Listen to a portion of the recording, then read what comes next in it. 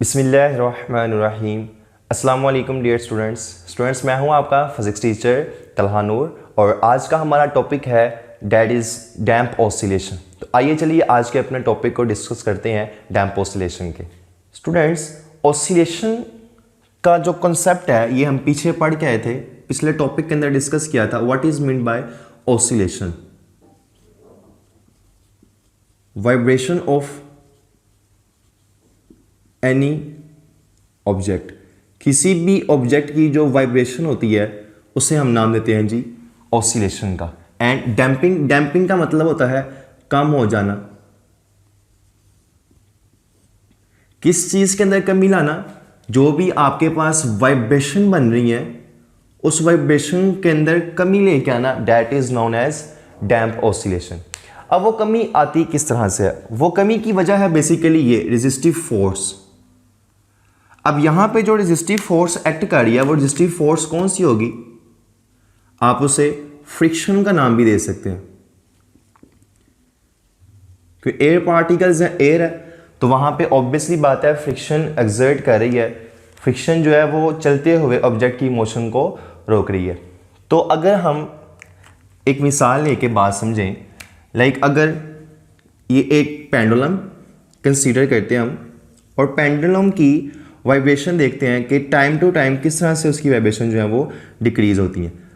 हमने क्या किया, इसके ऊपर फोर्स लगाई, फोर्स लगा के इस पेंडुलम को इसकी मैक्सिमम पॉइंट तक, मैक्सिमम पोजीशन तक ले आए। यहाँ पे ये जो पॉइंट है इसका, यहाँ पे इसकी है जी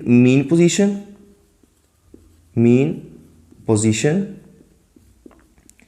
और जब आपने उसके ऊपर फोर्स लगाई तो इस पॉइंट पे जो कि उसकी एक्सट्रीम पोजीशन है, यहाँ तक ऑब्जेक्ट पहुँच जाता है, एक्सट्रीम पोजीशन। अब जैसे ही आप उसे एक्सट्रीम पोजीशन पे लाकर छोड़ेंगे तो ऑब्जेक्ट क्या करेगा, अपनी मीन पोजीशन के गिर्द दोबारा की तरफ मूव करना शुरू कर देगा, अपनी मीन पोजीशन की तरफ दोबारा मूव करना शुरू कर देगा। ऐसे ही इसी तरह इसका जो दूसरा चक्कर है, यहाँ से मीन पोजीशन से दोबारा वो कहाँ पे जाएगा, अपनी एक्सट्रीम पोजीशन की तरफ, अपनी एक वाइब्रेशन को कंप्लीट करने के लिए। अब जब इस एक्सट्रीम पॉइंट पे वो आएगा, इस एक्सट्रीम पोजीशन पे आके दोबारा से वो कहाँ फ्लो करेगा, मूव करेगा अपनी मेन पोजीशन की तरफ। तो यहाँ पे हमने इसका रिलेशन भी पिछले टॉपिक के अंदर डिस्कस किया था कि फोर्स जो होती है वो ऑलवेज डायरेक्टली प्रोपोर्शनल होती है डिस्प्लेसमेंट के, और always directed towards the mean position, और हमेशा अपनी मीन पोजीशन की तरफ ही आती है। तो अगर आप इसका ग्राफ लोड करें और ग्राफ देखें कि किस तरह से उसकी डैम्पिंग कॉज होती है, दो एक्सिस पे एक्सट्रीम और मीन पे आपके पास ग्राफ बनेगा इसका।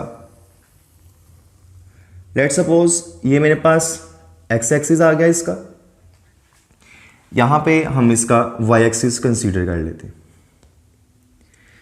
इधर जितनी भी आपके पास वैल्यू आएंगी वो सारी पॉजिटिव में होंगी,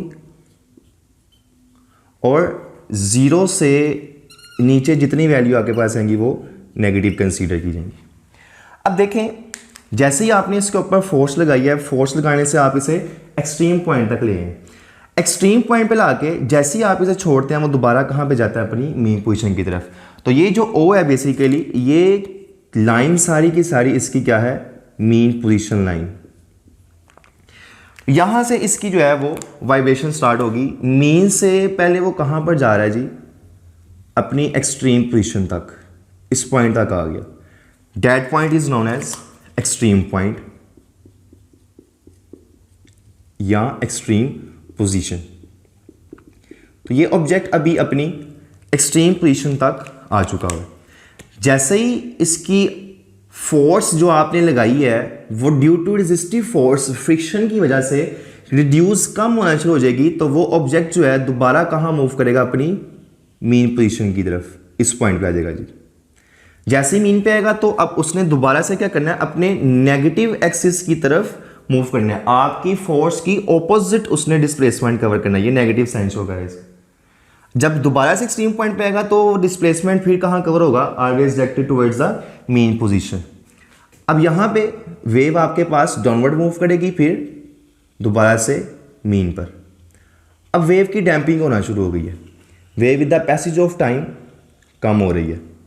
कम क्यों हो रही है? क्योंकि उसके ऊपर जो है वो रेजिस्टिव फोर्स एक्ट कर रही है, और रेजिस्टिव फोर्स उसे क्या कर रही है जी, जो भी उसके अंदर एनर्जी स्टोर हुई है, मैकेनिकल एनर्जी या काइनेटिक एनर्जी या पोटेंशियल एनर्जी, वो सारी की सारी ड्यू टू रेजिस्टिव फोर्स कम होना शुरू हो गई है। ठीक है, यहां पे अगर आप इसका एम्पलीट्यूड चेक करें मीन पॉइंट से एक्सट्रीम पॉइंट तक, that is amplitude of the wave, amplitude. तो with the passage of time amplitude की वैल्यू क्या हो रही है? डिक्रीज करती जा रही है। ये इसकी रीजन क्या है? रेजिस्टिव फोर्स, फ्रिक्शन है। वो वेव जो आपके पास बनी है, ऑसिलेशन एक क्रिएट हुई है, वो oscillation with the passage of time आपके पास क्या हो रही है? कम होती जा रही है। अगर आप यहाँ पे टाइम लें एक्स एक्सिस पे और डिस्प्लेसमेंट उसका लें वाई एक्सिस के ऊपर, तो आप देखें डिस्प्लेसमेंट जो है, जो कि एम्पलीट्यूड है, with the passage of time क्या हो रहा है? कम होता जा रहा है। क्यों कम हो रहा है? Due to resistive force, and this phenomena is known as damp oscillation. Define देखें, the oscillation of a system in the presence of some resistive force are called damp oscillation. ठीक है, तो अगर आप इसका एक पैटर्न फ्लो देखें तो वो वेव भी इसकी कुछ इस तरह से बनेगी कि ग्राफ आपके पास डाउनवर्ड मूव करता जा रहा है। यहाँ पे भी अगर देखा जाए तो कुछ ऐसी ही सूरत हाल है।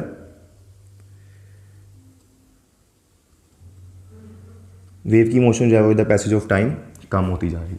ठीक है, तो ये एक आपके पास पैटर्न बनता है, डैम्पिंग हो जाती है वेव की। इसकी मिसाल आप अक्सर देखते भी हैं, जो हिंदुओं वगैरह का जो मंदिर है, मंडप वगैरह जो बने होते हैं, उन्होंने एंट्रेंस के ऊपर ही एक बहुत बड़ा घंटा बेल लगाई होती है। जैसे ही आप उसको पुश करते हैं, प्रेस करते हैं, तो वो उसके अंदर घंटी जो है वो टू एंड फ्रो वाइब्रेट करना शुरू कर देती है। जैसे ही वाइब्रेट करती है तो उसकी जो है वो ऑसिलेशन होना शुरू हो जाती है। ऑसिलेशन होती है with the passage of time, time to time. यहाँ पे अगर आप एक्स एक्सिस पे टाइम लेते हैं तो टाइम के साथ साथ उसका डिस्प्लेसमेंट या उसकी जो ऑसिलेशन है वो कम होना शुरू हो जाती हैं। कम क्यों हो रही हैं? Due to resistive force. इसके रास्ते में आपके पास एयर मॉलिक्यूल्स, हवा सारी एग्जर्ट कर रही है, जो कि उसकी मोशन को क्या कर रही है? रोक रही है। यहाँ पे जो फोर्स आपके पास लग रही है F, that F is the resistive force. ठीक है, तो ये प्रोसेस आपके पास रहता है डैम्पिंग का। आपकी बुक के अंदर जो इसकी मिसाल दी गई है that is an shock absorber. Shock absorber क्या है? आप बाइक वगैरह में देखते हैं शॉक्स लगे होते हैं, कुछ इस तरह का शॉक होता है। ये मैंने डॉटेड लाइन से शो किया आपको कि ताकि उसके अंदर का जो प्रोसीजर है वो समझ आ जाए। अब जो एब्जॉर्बर होता है या जो पूरा शॉक एब्जॉर्बर है वो किस तरह से वर्क कर रहा है, ये वाला जो आपके पास पॉइंट नज़र आ रहा है ये कार के फ्रेम के साथ अटैच होता है। ठीक है, और ये जो एंड वाला है ये आपके पास कार के एक्सिस के साथ अटैच होता है। इस तरह से जो आप देखते हैं ऊपर से नीचे की तरफ जो एक स्प्रिंग जिसे आप कहते हैं अब्जॉर्बर, शॉक अब्जॉर्बर होता है, वो ऐसे प्रेस होता है। जैसे ही वो प्रेस होता है तो इसके अंदर होता है लिक्विड। वो लिक्विड बेसिकली है ऑयल। कोई भी बाइक या कार वगैरह जब स्पीड ब्रेकर से गुजरती है, गुजरने के बाद उसे अच्छा खासा एक झटका फील होता है। वो झटका कम कैसे होगा? अगर आप एक अच्छे शॉक एब्जॉर्बर यूज़ करते हैं। उससे क्या होता है, जैसे ही इस एब्जॉर्बर, शॉक एब्जॉर्बर को मैकेनिकल एनर्जी मिलती है, मैकेनिकल एनर्जी, वो मैकेनिकल एनर्जी जो है वो किसके अंदर कन्वर्ट होती है? हीट के अंदर। आप बाइक या कार चला रहे हैं तो आपकी वहाँ पे जो मैकेनिकल एनर्जी सारी है, जैसे ही ब्रेकर आता है वो किसको अंदर कन्वर्ट कर देती है? हीट के अंदर। ये जो ऑयल है सारा का सारा, ये पिस्टन कंप्रेस होता है। पिस्टन के कंप्रेस होने से वो ऑयल जो है वो आपकी मैकेनिकल एनर्जी अब्जॉर्व करता है और वो किसके अंदर कन्वर्ट हो जाती है? हीट के अंदर। और जो आपके पास झटका होता है वो फिर कम फील होता है, जर्क कम लगता है बाइक के ऊपर। तो ये शॉक एब्जॉर्बर जितना स्ट्रॉन्ग होगा उतना ज़्यादा आपके पास जर्क जो है वो कम फील होगा। तो ये था topic that is related to about the damp oscillation. Hope so आपको इसका जो कंसेप्ट है वो बहुत अच्छा क्लियर हो चुका होगा। तो मज़ीद इस तरह की वीडियोज़ देखने के लिए जुड़े रहिए मेरे चैनल के साथ। जिन्होंने अभी तक चैनल को सब्सक्राइब नहीं किया वो चैनल को सब्सक्राइब करें और नीचे दिए गए बेल आइकन को प्रेस करें ताकि हर आने वाली नई वीडियो आप तक बर वक्त पहुँच जाए। Thank you very much.